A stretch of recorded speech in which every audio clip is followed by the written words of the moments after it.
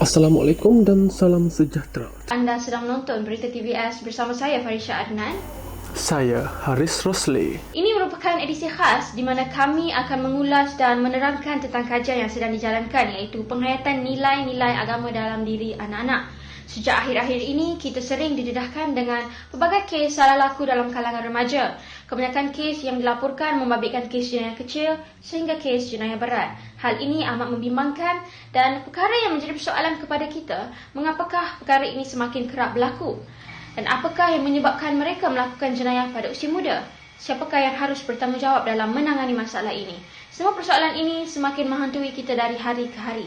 Sehubungan dengan itu, sudah banyak kajian membuktikan agama mempunyai perkaitan yang kuat dengan keruntuhan akhlak. Di mana punca berlakunya kes seperti ini ialah kerana kelonggaran pegangan agama.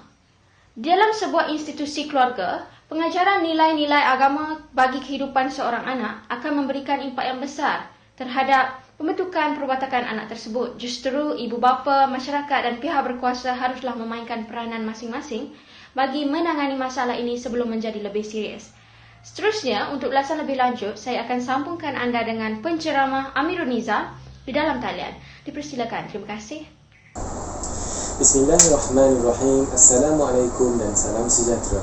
Terdapat 3 objektif yang berkaitan dengan tajuk yang dipilih. Yang pertama, untuk mengenal pasti konsep nilai-nilai agama dalam konteks pendidikan dan kehidupan anak-anak.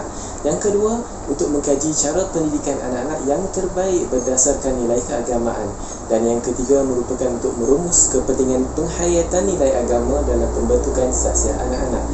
Berdasarkan objektif yang ketiga, agama memainkan peranan yang sangat penting dalam pembentukan syakhsiat anak-anak kerana pendidikan agama Islam merupakan usaha untuk mendidik dan mengajar berkaitan cara kehidupan. Kegagalan untuk meletakkan Al-Quran dan As-Sunnah dalam diri anak-anak akan menyebabkan kegagalan dalam membentuk syakhsiat seorang Muslim. Al-Quran merupakan panduan hidup dan mengandungi contoh serta teladan yang akan membawa manusia ke jalan yang benar. Allah Subhanahu Wa Taala berfirman dalam surah Al-Maidah ayat yang ke-5 dengan membawa maksud, dengan Al-Quran itu Allah menunjukkan jalan-jalan kepada sesiapa yang mengikuti keredaannya, dan dengannya juga Allah keluarkan mereka dari gelap gelita iaitu kufur kepada cahaya keiman yang terang benderang dengan izinnya, dan dengannya Allah tunjukkan mereka kepada jalan yang lurus. Dapat disimpulkan bahawa penghayatan nilai agama sangat penting kerana Al-Quran merupakan sumber panduan daripada Allah Subhanahu Wa Taala kepada manusia untuk menempuh laluan kehidupan yang terbaik di dunia. Terima kasih. Baik, terima kasih Amirul Nizam untuk ulasan tersebut. Mari kita teruskan dengan metodologi kajian bersama Aiman Shahar. Dipersilakan. Terima kasih. Suatu sistem yang merangkumi kaedah dan prinsip yang digunakan dalam sesuatu kegiatan atau lebih dikenali sebagai cara ataupun teknik. Metodologi adalah salah satu cara untuk menggunakan maklumat yang diterima dan menetapkan maklumat-maklumat tersebut ke tempat yang telah ditetapkan.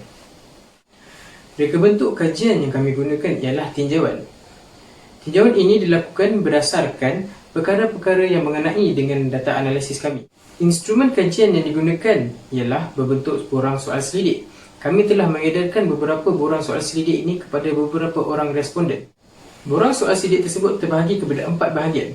Bahagian A, bahagian B, bahagian C dan bahagian D. Bahagian A berkenaan dengan data demografi responden, di mana bahagian B pula ianya berkenaan dengan tentang konsep penilaian nilai-nilai agama dalam konteks pendidikan anak-anak. Untuk bahagian C, soalan mengenai tentang cara pendidikan terbaik untuk anak-anak berdasarkan nilai keagamaan. Dan akhir sekali bahagian D, soalan mengenai tentang merumuskan kepentingan penghayatan nilai-nilai agama dalam diri anak-anak dalam konteks mendidik ataupun membentuk nilai akhlak mereka. Untuk kajian dapatan, kita akan bersama wartawan kita iaitu Nur Farisha Aida. Dipersilakan, Farisha. Berdasarkan graf di atas, dapat kita lihat peratusan bagi skala amat setuju, setuju dan sederhana setuju lebih tinggi berbanding daripada skala sangat tidak setuju dan tidak setuju. Bagi objektif pertama, sebanyak 64% yang memilih skala amat setuju. Penyataan objektif yang mempunyai persetujuan yang lebih tinggi ialah ibu bapa haruslah menjadi tauladan yang baik kepada anak-anak.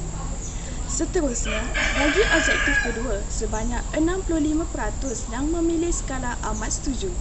Penyataan objektif yang mempunyai persetujuan yang lebih tinggi ialah memberi ilmu kepada anak-anak sejak kecil.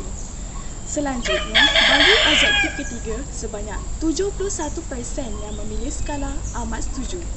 Terdapat dua penyataan yang mempunyai persetujuan yang lebih tinggi, iaitu kejayaan anak-anak bermula daripada didikan yang baik dan persekitaran yang sihat. Dan penyataan yang kedua ialah pendidikan nilai agama sangatlah penting dalam pembentukan sosial anak-anak sejak bayi sehingga dewasa. Berdasarkan graf ini dapat kita lihat peratusan bagi objektif ketiga lebih tinggi berbanding objektif pertama dan kedua. Hasil kajian ini ialah masyarakat sekarang mempunyai kesedaran bahawa pentingnya penghayatan nilai agama dalam diri anak-anak supaya masa depan anak-anak terjamin dan negara dapat melahirkan generasi yang berdisiplin dan bertanggungjawab. Farisha Aida binti Rushan, TVS. Terima kasih diucapkan kepada Cik Farisha kita tadi. Susulan dari laporan yang kami terima, benarlah bahawa nilai didikan agama untuk anak-anak haruslah dititik beratkan dari awal supaya mereka dapat membesar sebagai seorang yang berakhlak mulia. Melentur buluh biarlah dari rebunnya sangat sesuai dengan laporan kali ini.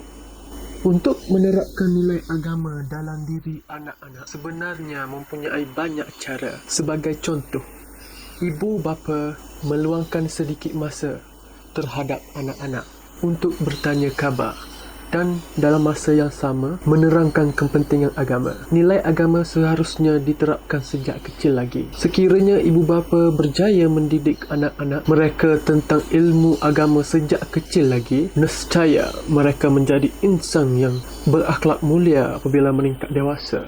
Selain daripada itu, ibu bapa perlu menasihati anak-anak mengenai perkara halal dan haram supaya mereka dapat membezakan antara dua perkara tersebut. Jika tidak, mereka berkemungkinan akan lebih terpengaruh.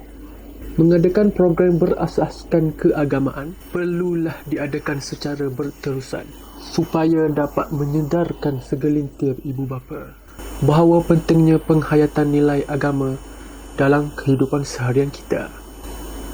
Sebelum saya mengakhiri laporan saya kali ini, sekali lagi saya mengingatkan bahawa nilai agama sangat penting untuk anak-anak dan perlu diterapkan sejak mereka kecil lagi. Dan kita sebagai ibu bapa haruslah menggunakan peluang yang ada untuk didikan mereka supaya menjadi insan yang berguna. Sejurus dengan peribahasa ini, anak-anak diibaratkan sehelai kain, ibu bapa lah yang mencorakkannya. Sekian, terima kasih.